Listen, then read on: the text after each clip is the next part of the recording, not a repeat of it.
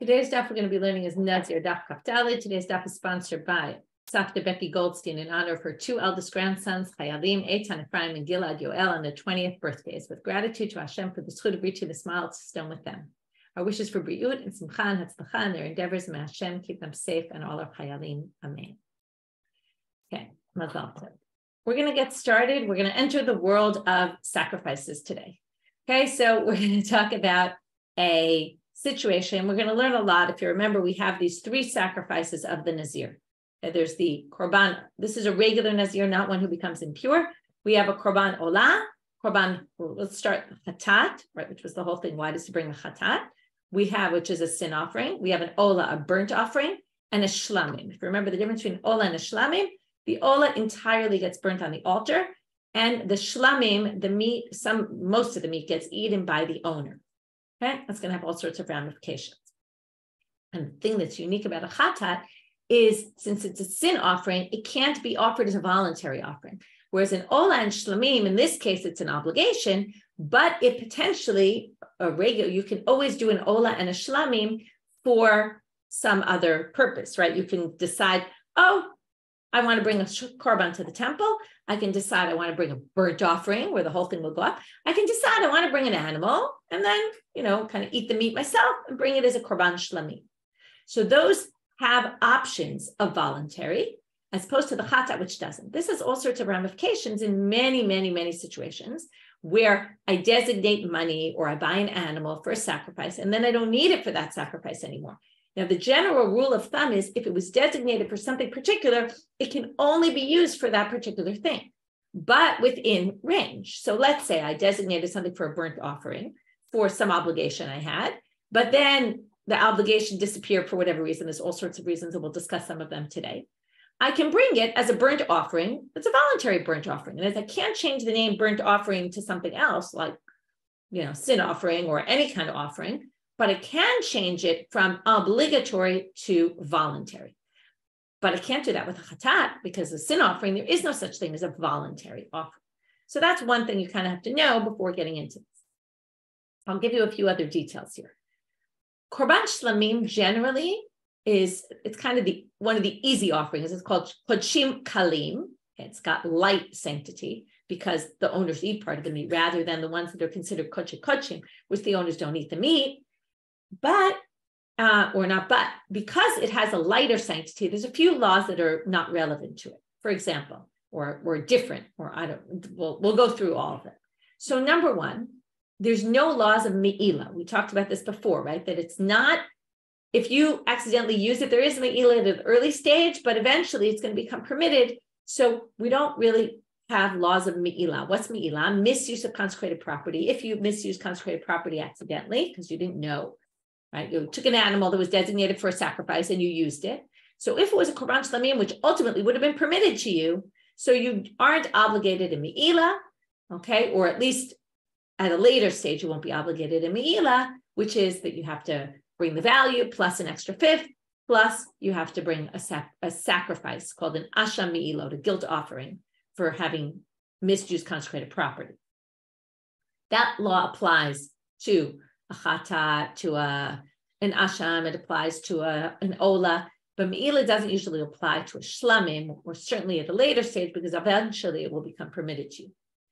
Another law is that shlamim, usually there's a law called notar, which is you can't leave things over beyond the designated time you have to eat them.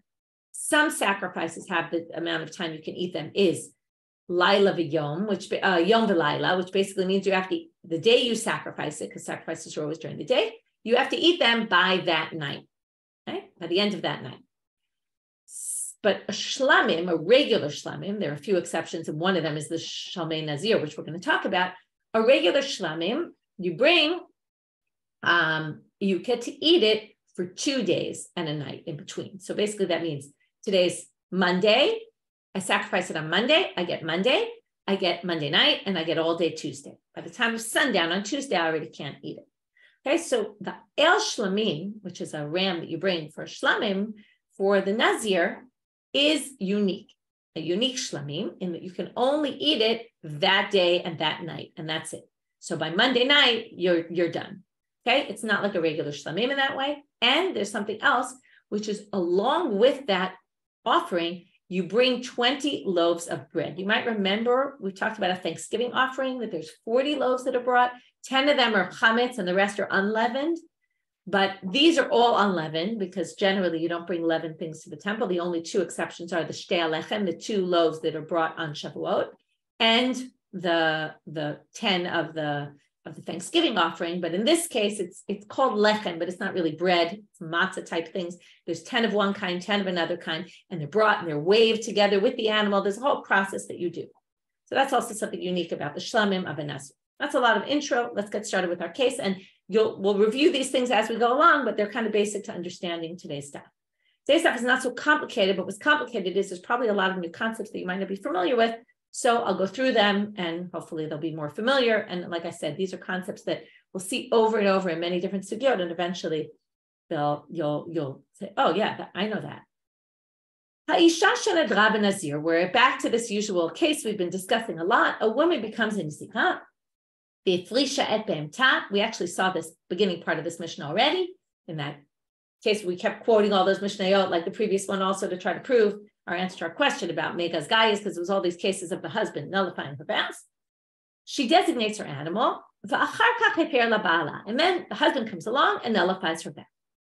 Now we're going to have 2 possibilities, right? Either the money was his or the money was hers. So, but if we start off with the beginning case, we have a basic case where a woman's nazirut was nullified, and we're going to have 2 tracks. So far, we're in track 1, which is she already designated her animals.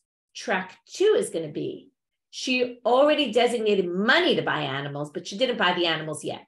Okay, we're going to have 2 tracks here of how this works, or what the options are. So we're going to have 2 tracks, and within each track, we're going to have tracks.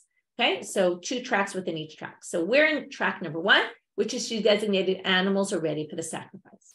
Now, it all depends on if he designated the money, and this we saw already, or he paid the money, or she paid the money. Whose money was it? If it was his money, okay, either his animal or he paid for the money to buy the animal, then now that there's no nizirut, it basically was irrelevant what he did. And there's no sanctity. Normally you sanctify an animal, it has sanctity and it stays. But in this case, it was as if, okay, this is what we're going to discuss later. The whole beginning of the Gemara is going to really deal with this more in depth. But it's as if I took your money for it. I needed money. I said, listen, I need some money to buy an animal for my sacrifice. You give me the money, then it turns out I don't need the money for a sacrifice. Of course, I'm going to give you the money back, right? And the animal's not going to be sanctified because it was your money paying for my item. You didn't give me money as a gift to use for whatever I wanted. I asked you for money for something in particular. I no longer need that item. I should give you your money back, right? And whatever happened should be irrelevant because you only gave it to me. We discussed this at the time. It's almost like he gave her the money on condition that she was going to use it for this. She no longer needs it for this. So it goes back and there's no sanctity on the animal at all. But if it was hers, then already it becomes more complicated. Now this threesome we're going to talk about, what happens to the chata, what happens to the olam, what happens to the shlamim, is going to be something we're going to repeat a number of times in today's daf and going forward. So she has 3 animals now she designated, or maybe even 1. It doesn't make a difference, but we're going to go through if it was for chatat, if it was for the ola, if it was for the shlamim, and perhaps she maybe even had all 3, and this is what's going to happen to each one. Ha-chatat tamud.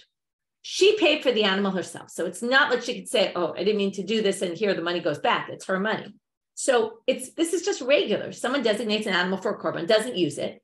A chatat, okay, there's 5 chataot that are left to die. Okay, this is like one of them. It's actually not actually on the list, but there's all sorts of situations. For example, let's say I designate an animal, I lose the animal, I designate a different one in its place, I bring it for my sin offering, and then I find the original animal, or I die, okay? And I separated the animal and then I die. What is my family supposed to do with that animal? They can't keep it. They can't use it for a sin offering. They're not obligated sin offering. And they can't, even if they're obligated sin offering, I designated it for my sin offering, not their sin offering. So there's nothing you can do with it. It's left to die. And the halacha l'moshe Sinai that basically says there's these 5 cases of chata. Okay, there's tmura, there's the blood, if the animal gives birth. Okay, there's 5 cases. So this is like that, basically. We're going to have that this one has to be left to die because she designated as a sin offering. It can no longer be used as a sin offering because she's not a nazirite anymore, and that's it. Ola tikav ola, the burnt offering. Okay, I told you already before. The burnt offering can be brought as a voluntary offering. So you take this burnt offering that was supposed to be for my nazir. I now bring it as a voluntary offering, exact same way. Everything's the same. Shlamim, tikav shlamim, same thing with the peace offering, but with some minor issues here. Number one, ne'echalim liyom echad. Well, normal shlamim is even for 2 days. This one, since it came originally from a Nazir one, and the Nazir is more strict in the sense that it has a limited amount of time that you can eat it, more limited than the other, we're going to go with the limitation that it originally had. As it had a level of sanctity that was a little bit higher because it could only be eaten in 1 day, therefore you can't eat it over 2 days. So even though you're sacrificing it as a normal shlamim, it still has the stringency of the Nazir on it from when you designate. On the other hand, intunim lechem, you don't bring the breads with it though that you bring with the Nazir offering because in the end it's not a Nazir offering. So it's a little bit like a Nazir offering in terms of the limitation of time, but it's not like the Nazir offering in terms of the breads because breads don't go along with it. Now, that was track one. So again, let's just review track one. If it was his money, it goes back to the way it originally was. There's no sanctity. If it was her money, then it really depends which animal, which sacrifice was for, what you do. Chatat, nothing, you have to leave it to die. Ola, it can be an ola nidava, same exact way. Shlamim can be a shalmim nidava, peace offering that's a voluntary peace offering, but with certain things. Number one, it's limited in time, like the shlamim of the Nazir, but it's not like the shlamim of the Nazir because it doesn't come with these loaves. That was all track one, where the animal was separated before he nullified the vow. But ma'ot, hayula ma'ot, what if she set aside money and not the animal yet? So there's 2 tracks within that. There's money, if I just set aside money, stumim, which later on we'll get to exactly how do we define stumim versus mefurashim. Stumim means they were undesignated. I just said, here's money for my Nazir sacrifices. I didn't say which korbanot I was buying with that money. Then there's mefurashim. I said, this 100 shekel is going to the chata. This is going to the shlamim. This is going to the ola. Let's just assume that's the translation right now, the interpretation right now. So if it was ma'ot stumim and they were undesignated at all, yiplu l'nidava. You can buy voluntary offerings with everything, even though what? Even though theoretically there might be chatat money mixed in there, because maybe I meant it to be for chatat, and normally you can't do that. But in this case, it's a unique halacha. We're going to talk about it tomorrow. Why? There's machlok of Rabbi Yehuda and Rish Lakish, why this is. But you can actually take all that money and buy voluntary offerings with it. But ma'ot mefurashim, but if you designate specific money, now we're going to have the exact thing we had before. That's why I told you we're going to see this a whole bunch of times.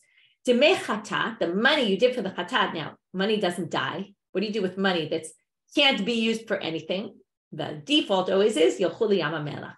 They send it to the Dead Sea because there they'll corrode, and like that's the only finish, dead. Nothing's going to happen to them. So you put them in the yamamelach. Lo nehenim v'lo mo'alim bahem. You don't benefit from them. Okay, no one can get benefit from that money. It's exactly why you send them to the Dead Sea. But lo mo'alim bahem. But there's also no laws of me'ila. Why not?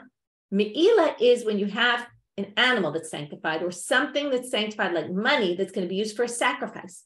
In this case, it can't be used for a sacrifice. That's the whole point. Since it can't be used for a sacrifice, there's no longer a law of me'ila. There's many cases where you have.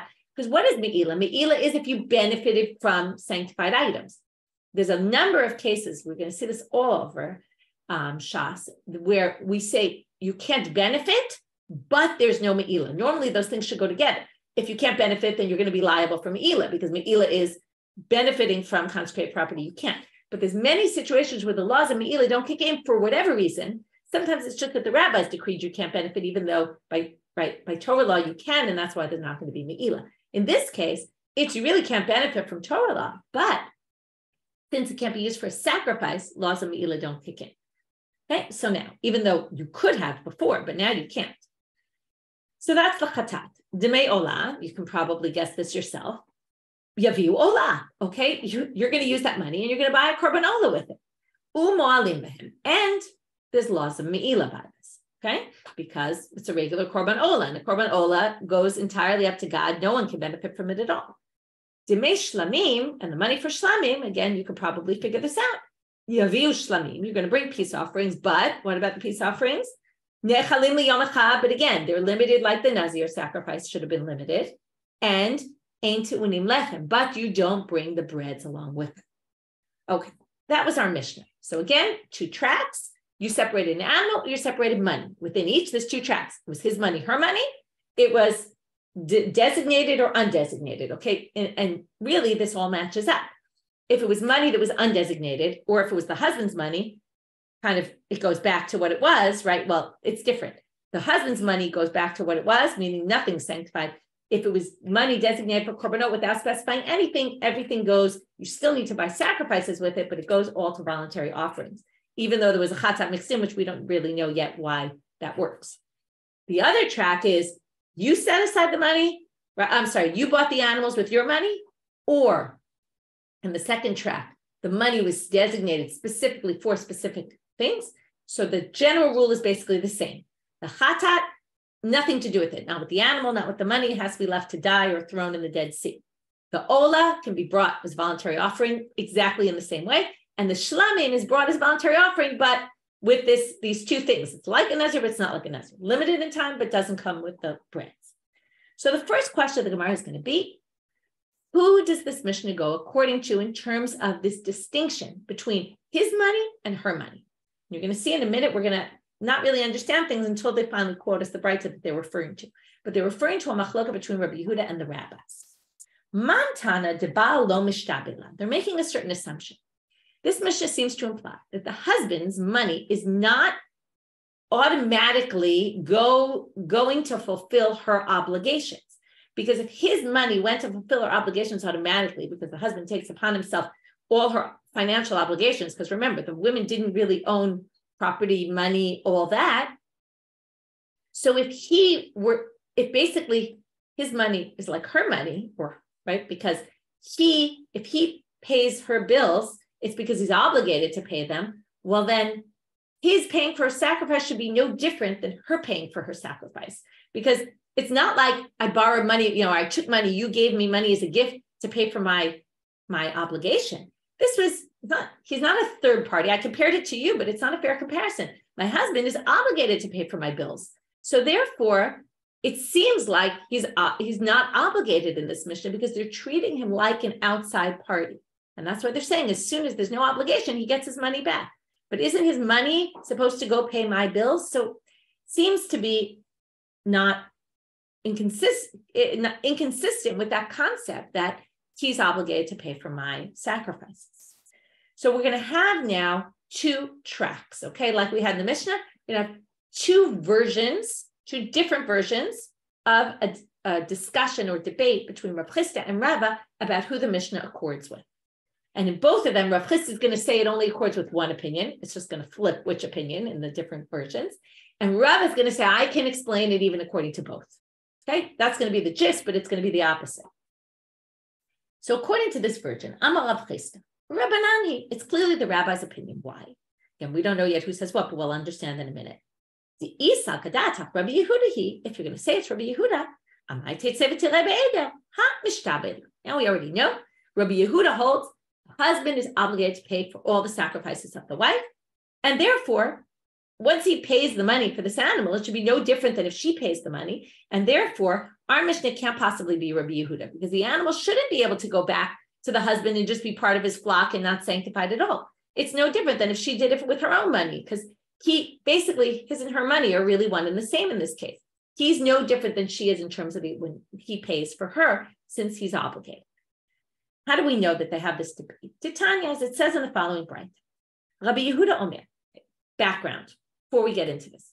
There's a number of korbanot. I'll give you all the examples. A yoledet, a woman who gives birth.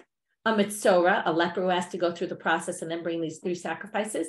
And a korban olevi yore, which is called a sliding scale offering, which is a sin offering that you bring, and depending on how wealthy you are, you bring different things. There's a meal offering, bird offering, and animal offering. All those 3 have different options for wealthy people and non-wealthy people. Okay, so if you can afford the animal, then you bring the animal. If you can't afford the animal, then you bring bird offerings instead. Okay, and each one has its own unique, what you bring instead of what. But all of them have that you bring a pair of birds. These are called kinim. We're going to talk about them more also going forward here. There's called kinim. There's a whole masechet kinim we've talked about that talks about these pairs of birds. Okay, it's different, by the way. The zava always brings a pair of birds, no matter whether she's wealthy or not wealthy, or a zav also, wealthy, not wealthy. That's different than all the rest. That's like the regular classic bird offering. But these situations, the three I described, you either bring bird offerings if you can't afford, or if you're wealthier, then you bring an animal or animals, plural. It depends what the situation is, or some switch to an animal and a bird instead of two birds. Now, without getting into all those details right now. So what if the wife is not wealthy, but the husband is wealthy? Does it go by, and it's her korban, let's say it's a yoledet, she gave birth. Does it go by her status and she brings two birds? Or does it go by his status as he's wealthy and she has to bring, in that case, it'll be an animal. If I get it right, an animal and a bird. I forget now, or it's one animal. I now got confused in my head which one is which. But anyway, she would then bring his level of wealth. So and on this, there's a debate between Rabbi Yehuda and the rabbis. Rabbi Yehuda Omer, Adam may be korban ashir al ishto. If he's wealthy, then he has to bring the wealthy option. He can't say my wife's poor, because why? Because in the end, he's obligated. It's his obligation. Okay, his obligation and her sacrifice is no different than hers. In fact, even more. She doesn't really have money. He's obligated to pay for it. And in fact, not only that, but he's obligated to bring for any sacrifice she has to bring. It's his obligation. Shekach ketuba, because it says where, remember Masechet Ketubot, in her ketuba, Kol achrayuti lachalai min kadmat dinan.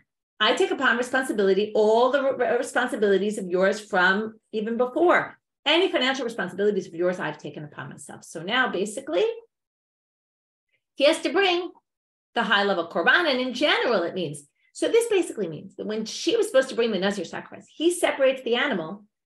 Shouldn't go back in Ro'eh Be'eder. It should be no different than if it was her money paying for it. Because his money is like her money. And basically, his obligation is as if he was obligated like she was. So clearly, Rabbi Yehuda, who takes a very strict rule on this, would not fit in our Mishna. And the rabbis don't think that he's obligated in our sacrifices. So we're going to get back to them in a few minutes. Rava Amal, what do you mean? Afilu tema Rabbi Yehuda. I'm going to explain to our Mishna according to Rabbi Yehuda. Why? Well, what happened in our case? Our case is that he was, she was obligated to take on Nazirut. He paid the money for it, and then he nullified her vow. Turns out she's not a Nazir anymore. She's not obligated. And we say he gets his money back and the animal goes back to be his. Now, how does this work with Rabbi Yehuda, who said it was his, right? Why should he be any different than if he paid the money or she paid the money? Well, comes Rava and says, he's only obligated to pay an obligation that she actually has. But this wasn't an obligation in the end. It was at the moment that he designated it. But as soon as he cancels it, the obligation was canceled. He gets his money back. He's not the same person as she is. It's not like they're equal. It's just that he's obligated to pay for her obligations.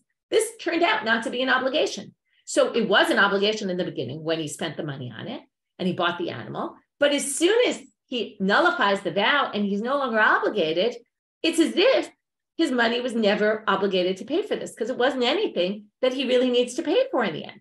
So if it was something he needed to pay for, yes, but this isn't something he needs to pay for. So that's why we distinguish. Okay. And then he says, even within Rabbi Yehuda, I can explain this. So basically, according to Rava, and this is what I said is going to be the same in both versions, the Mishnah fits both with the rabbis and with Rabbi Yehuda. It can work both ways. But Ika de Amri. Some people say that the whole thing happened the opposite, and that where we ended here is where we're starting there. Okay?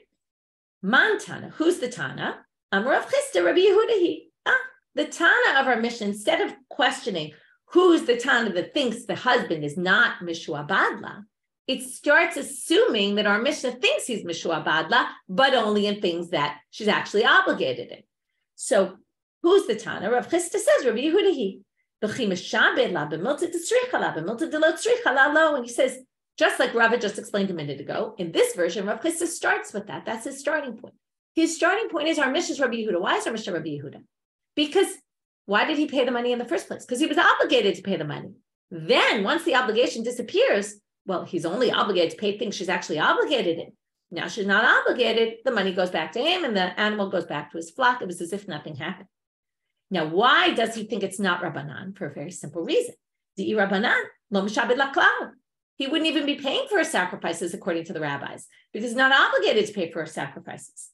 So now they say, well, there's a bit of a problem. If he doesn't pay for a sacrifice, she doesn't usually have her own money, which we'll get later to what's the Mishna talking about where she had her own money. Where did she get her own money from? We'll get back to that. But he says, according to the rabbis, what would be the case where he'd be obligated to pay the money for her? Or how would it work that he would actually pay her sacrifices?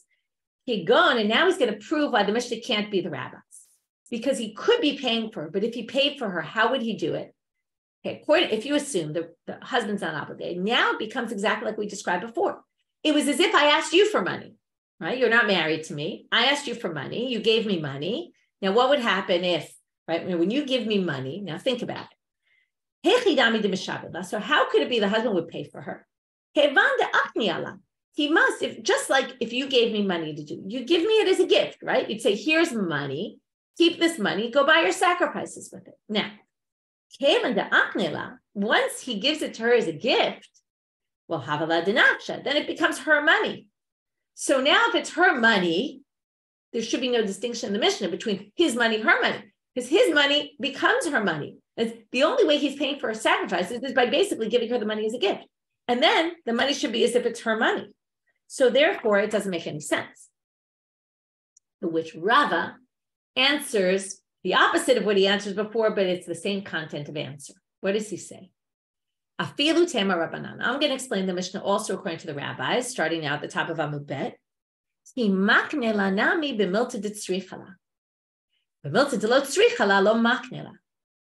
What did I compare it to when you gave it to me? And we talked about this before. Comes Rav and he says, it's true he gave it to her as a gift, but it's still not considered her money. Why? Because he gave it as a gift, just like when I ask you for money for the sacrifice. I'd be embarrassed if I asked you money for a sacrifice and you gave it to me as a gift. And then it turns out I didn't need the sacrifice. Now, it would be embarrassing for me if I never gave you that money back, right? Because time would go on and it turns out you would find out that I didn't use the money for the sacrifice. And you'd be like, didn't I give you money for the sacrifice and you didn't even use it? So that's what it would be like. So basically, if you gave me money and it's, let's say I took a loan from my friend to, I don't know, buy a car. And then they see I'm driving around my old car and I never used the money to buy a car, right? It would be embarrassing. I'd obviously, if I decide not to buy the car, I'd have to give you the money back, really, because again, I don't know legally, but it would seem that I would give you the money back. So that's why in this case, when you gave it to me, the husband gave me the money to buy my sacrifice. He gave it to me for what I needed it for. But as soon as I didn't need it, it actually goes back to his. So that would work according to the rabbis as well. Okay, even the rabbis who say he's not obligated, but if he's not obligated, he gave it to me as a gift, but he only gave it to me as a gift in order to buy this. Okay, if that's a good example, Caroline, about GoFundMe scams, right? Exactly, it's the same idea. Okay, so let's just review the structure of what we did. After going through the Mishna and all the cases, which we're not going to go through again, the 2 tracks, and within each track, 2 tracks of either animals or money. And then within that, 2 tracks of his money, her money, or defined money or undefined money, specified.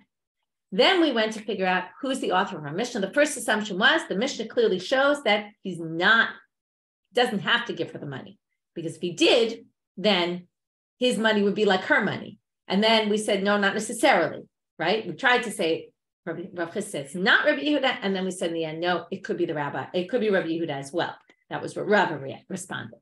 The second one presumed the opposite, which is he is Mishua Badla, but not for things she doesn't need. And that's why it's specifically Rabbi Yehuda. According to the rabbis, if he would give her the money, it would be her money. It would be a gift. But then we said, no. The gift is limited as well. Just like we said in the first case, the shibud is limited. Rava says the gift is limited. So the Rava is coming from an opposite direction in each case, but in the end, he's saying the same thing, which is however he gave it to her, whether this way or that way, right? Because he was obligated or because he was giving her a gift, either which way, it's going to be limited only to what she needs and not including things she doesn't need. And that's how Rava can explain the Mishna according to all the opinions in both cases. Now, and it's very common, by the way, this is very common where you have two different versions where the people are the same, right? And the gist of it is the same. Each time Rav Chisda is saying it only fits with one opinion, and Rav is saying it fits with both. It's just you change which opinion, right? And Rav's content, the gist of it is the same. It's just a matter of which direction it goes in. Is he trying to prove that one or that one, right? So this is a very, very common thing in Gemara where you'll have two versions where most of it's similar, the gist, the general, but some of the details are flipped. And that's what we have here. Now we're going to move on to the next thing, which is how does she have money? All women's money goes to her husband. So where does she have her own money from to be buying her sacrifices, which the Mishna clearly talks about? If it was her animal or her money to pay for the animal, etc., etc., this is what you do. The content doesn't mean anything to us right now, but our question is, where did she get money from? Don't we say, right? We've seen this before. Whatever she acquires during the time of the marriage goes straight to her husband because she gives him her salary, right? And he gives her food. And therefore, because of the things that he gives her, he provides her with all sorts of things. In exchange, he gets what she makes her salary. He gets gifts. All that stuff goes to him. Again, it goes to him and he can have access to the money. He decides where to spend it. He gets the proceeds. Depending on what it is, sometimes the principle of it is hers, but I'm not going to get into all those details. Okay, now, Amar of Papa. So we're going to have two possible answers. He gives her food. Now, what if every time he gives her food, she saves a little bit and she sells it to someone? Or he gives her money, a weekly stipend for food, and she puts aside money every day. So, she eats a little less than she needs to, okay? So every time she saves a little bit and then she ends up, that's her legit fair square money. So that's a possibility. A second option,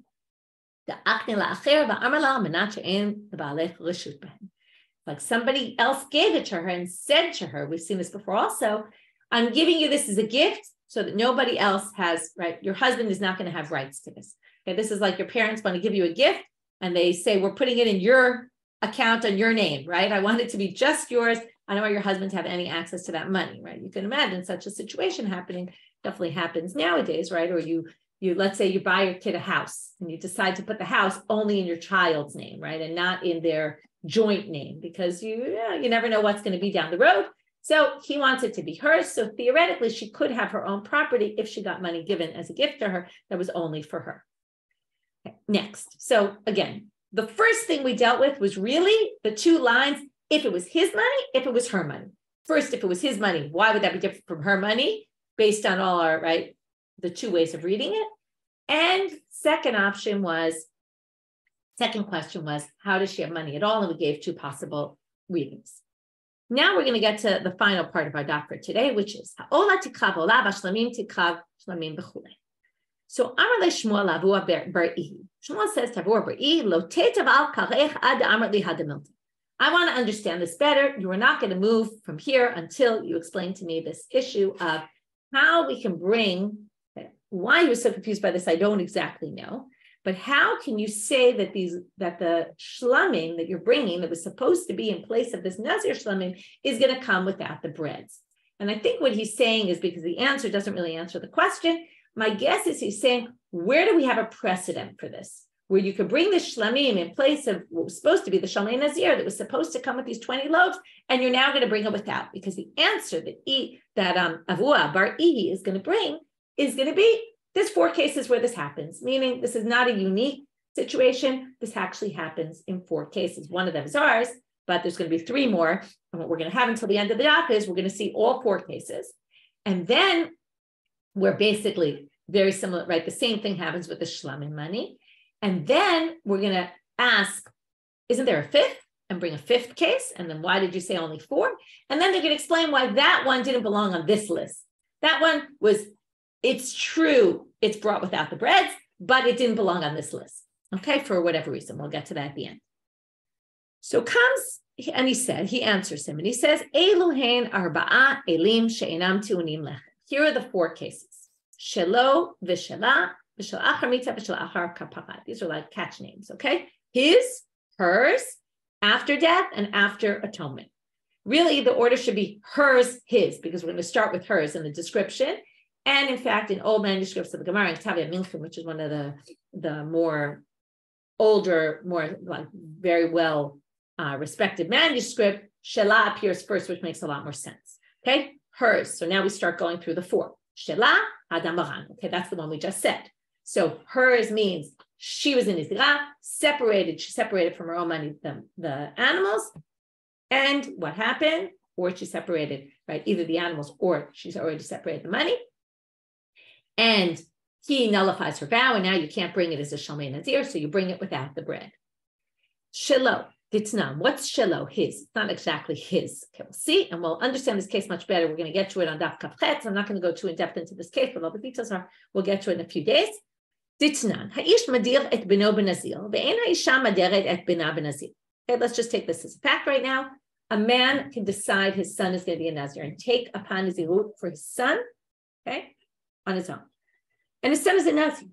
But a woman can't do this, okay? A woman can't make her son a Nazir.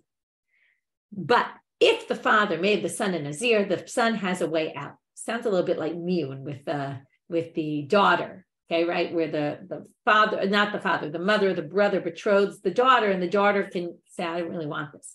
This is very similar. Gilach o shegehu kobi. If he cuts his hair as a sign of protest, I am not, right? I am not going to be a Nazir. O shegehu krovim, or even, and this is even more interesting, relatives of his didn't like that the father took upon the Nazirut, and they protested by cutting his hair.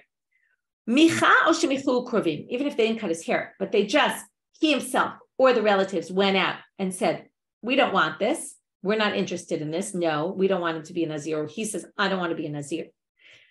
So it's valid, okay? They can basically knock off the Nazirut. But hayula ma'ot, now what happens? Hayula ma'ot stumim, this is going to be very similar. If the father had set aside money for the sacrifices, but he didn't designate to which sacrifice, which money was going, again, the whole thing gets brought as regular voluntary offerings. So you spend all that money, you buy voluntary offerings, and you sacrifice them in the temple. Ma'ot mefurashim, and again, this is going to be, I told you, we're going to see this a lot of times. If he already designated this money for the chatat, this money for the ola, this money for the shlamim, demei chatat yochuli yamamelach, the money you have for the demei chatat gets sent to the Dead Sea. Demei ola, yaviu ola, the demei ola, the ones for the korban ola, the burnt offering, you bring an ola, umoalim b'hem, and if somebody uses them for something else, there's laws of me'ilah kick in. And demei shlamim, yaviu shlamim, v'nechalim liyamacha ve'enam tu'unim lechem, and that was what we were looking for. The peace offering is brought, again, limited by what the Nazir was limited in, timing-wise, but doesn't come with the breads. So there you have a second case. Shela'achar mita, after death. So that means I was a Nazir, I designated my money, and then I died before I brought to bring my sacrifice. So what happens with that money? Again, the same thing. And how do we know this? Titania. Minalan, where do we know this from? Titania, as it says in a braille.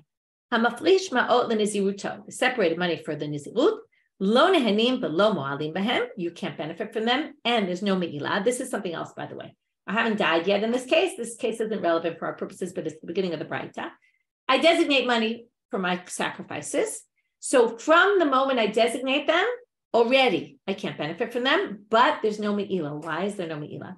Because there's no me'ilah ultimately by shlamim, right? Again, eventually I'm going to be able to eat them. Now, theoretically, if I just designated money without saying what, theoretically, I could come along and say, oh, I wanted all this to go to the shlamim, and I'll take other money and pay for other things. So since there's no definite me'ilah there, because maybe this was just for one of the sacrifices and not for all of them, therefore, that's what it says here, if I wanted to, I set aside, let's say $100, I could have said, oh, that $100, I meant all those $100 just for the shlamim. And then I could take other money to buy the others. So there's not a definite me'ilah there. In order to be obligated me'ilah, it has to be definitely it was me'ilah.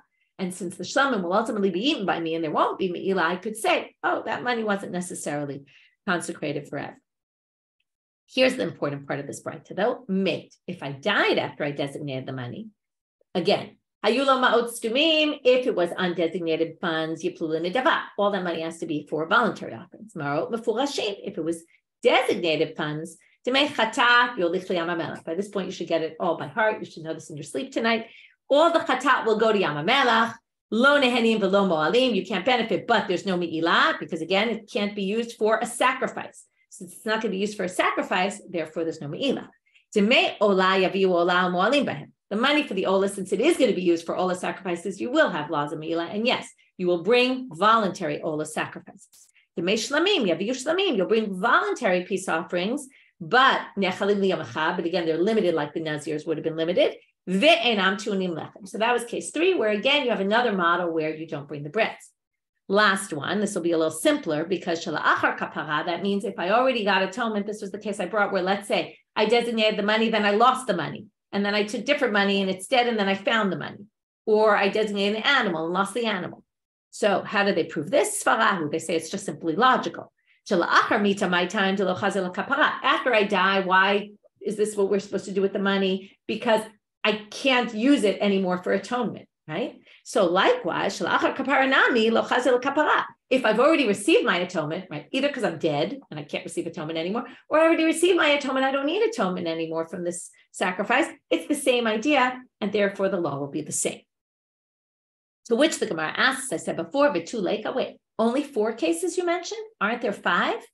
The Ha'ika, isn't there also, this seems to be the Stam Gemara talking, right? Like the reaction of the Gemara to this conversation that they're quoting that happened between Shmuel and Avuha bar Ihi, where he quotes him 4, right? Shmuel was looking for any, he didn't even know of any.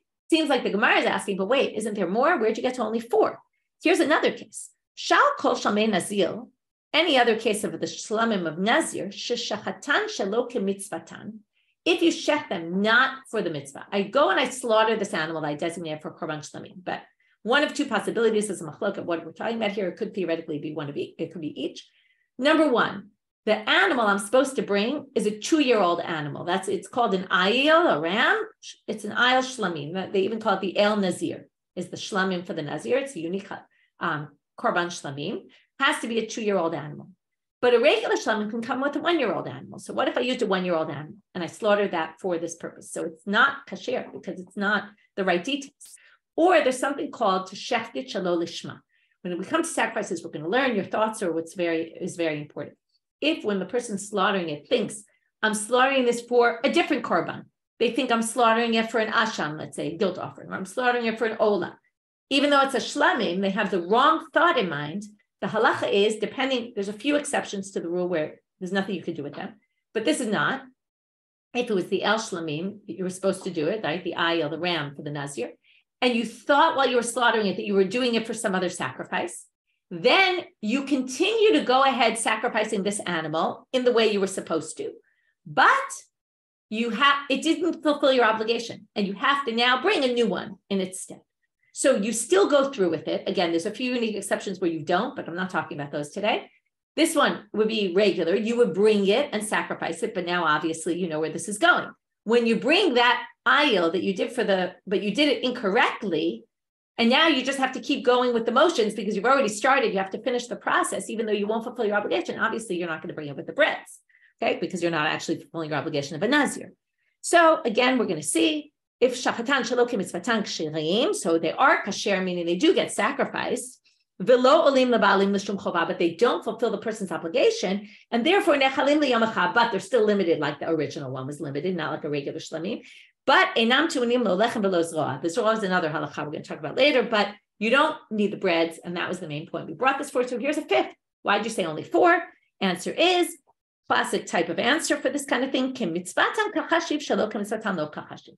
That list of 4 was talking about 4 that were done k'halacha.